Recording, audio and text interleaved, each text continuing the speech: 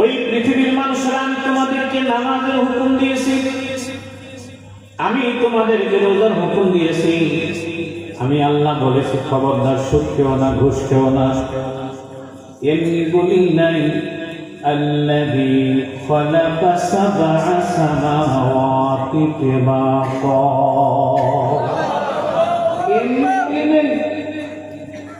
আমি রাস্তার মফিস না, আমি 7টা আসমান আলাদা আলাদা করে বানাইছি। একটু জোরে বলেন আল্লাহু আকবার।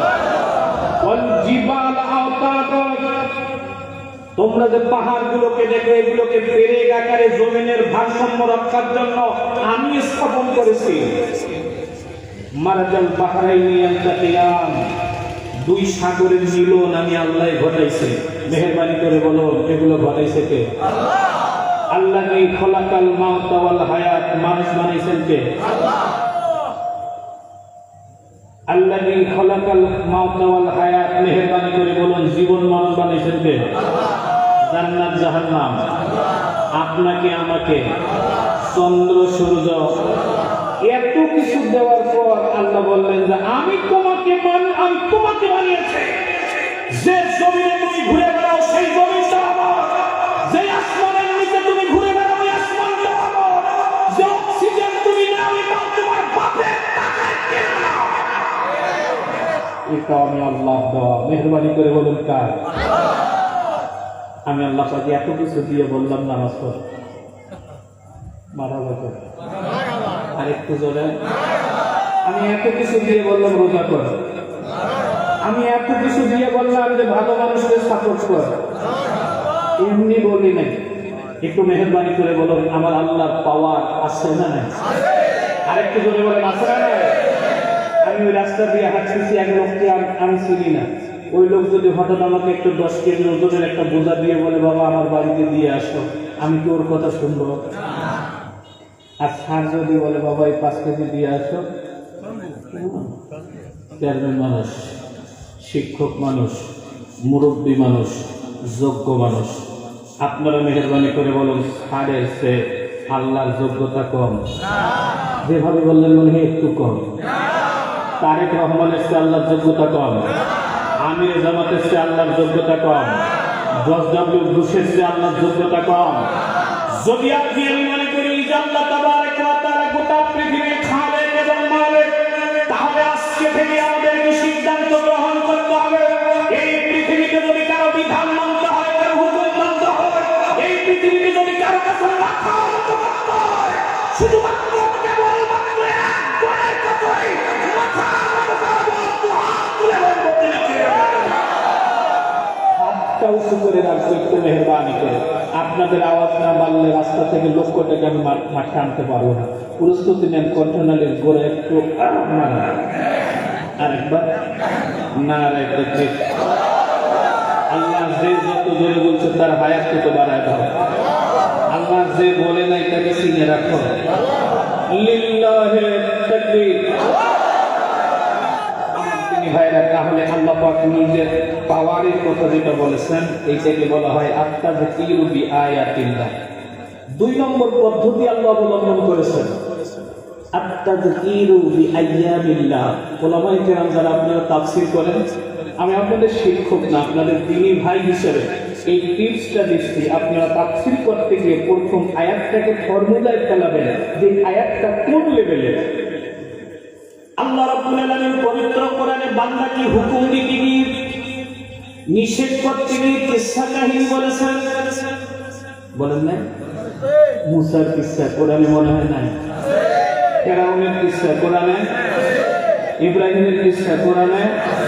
মেহেরবানি করে বলুন নমরুদের কিসসা কোরআনে? ইউসুফ জুলাইখার কিসসা কোরআনে?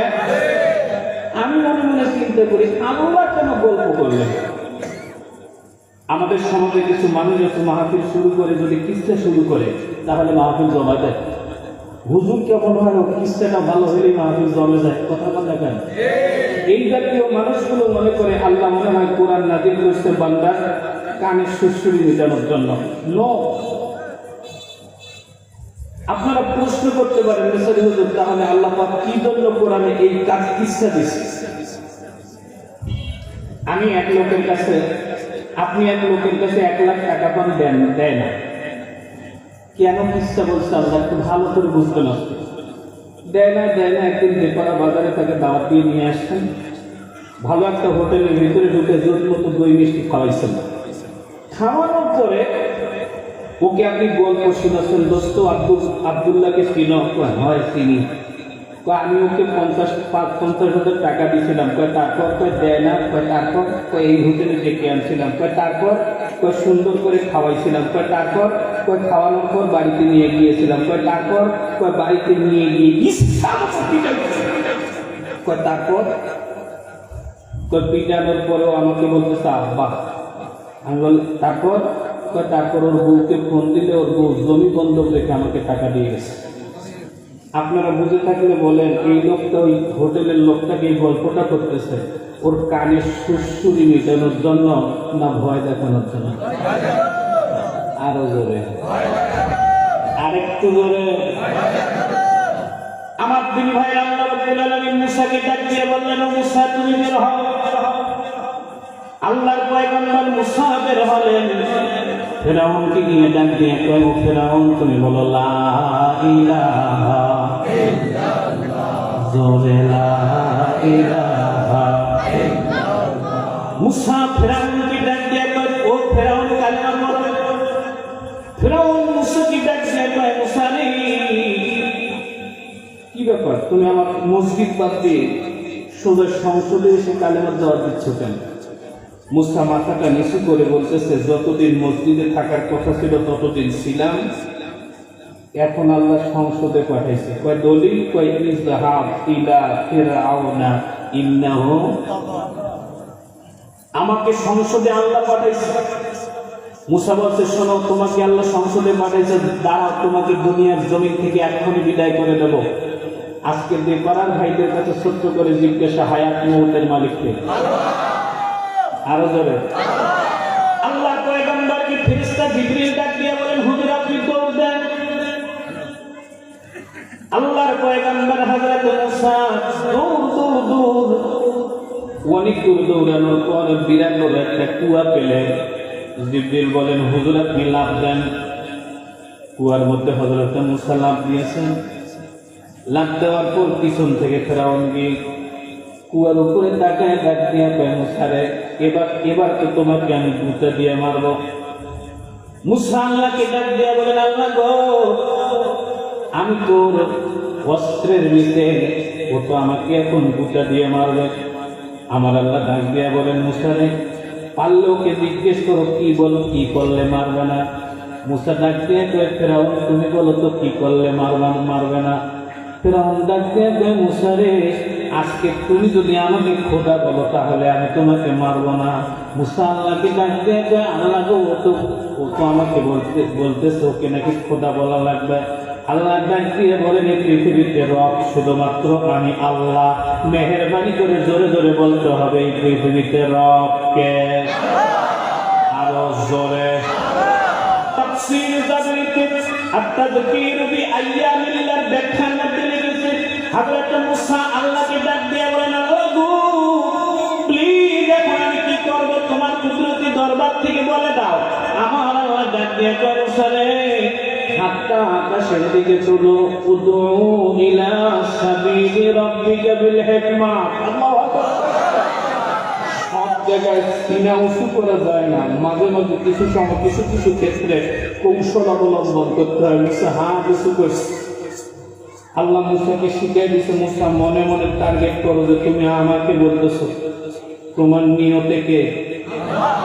আরো জোরে, আরো জোরে। ও মুসা তুমি মনে মনে নিয়ত করো যে আমাকে বলতেছো। আর ফেরাউন এইটা দেখে বুঝবে যে সে তোমাকে তাকে বলছে। হ্যাঁ উঁচু করে বলো, উনি আমার রব। মারহাবা। উনি আমার, আরো জোরে বলেন, উনি আমার। ফেরাউনও উপরে, আল্লাহ। আরেকটু জোরে বলেন, ফেরাউনও উপরে, আল্লাহ। উনি আমার। ফেরাউন তো শুনে মহা খুশি, তাড়াতাড়ি করে কুয়ার উপর থেকে নিচ থেকে উপরে তুলছে। জিজ্ঞেস করছে, মুসা তুমি আমাকে রব বললা কেন? মুসা কয় কখন?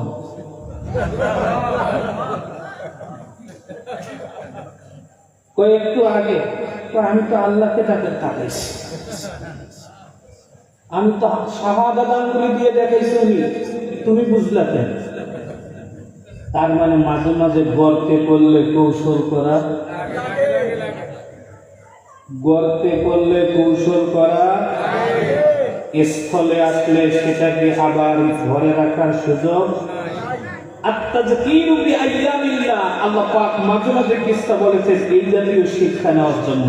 আল্লাহু আকবার বলেন, আরেকটু জোরে বলেন আল্লাহু আকবার। 3 নম্বর, আত-তাযকীরু বিমা যাকারা বা'দাল মাউত।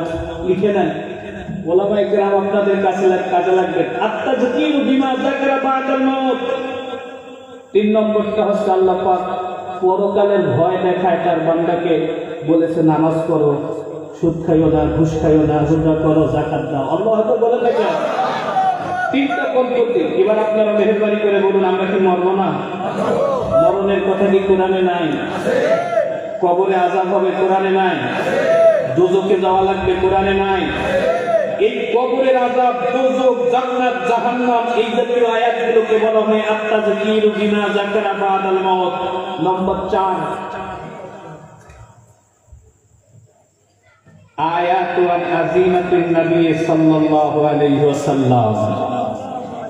পবিত্র কোরআনুল কারীমে আল্লাহ পাক তার নবীর শানে কিছু আয়াত দিয়েছে, স্পেশাল তার নবীর জন্য। আল্লাহু আকবার বলুন না?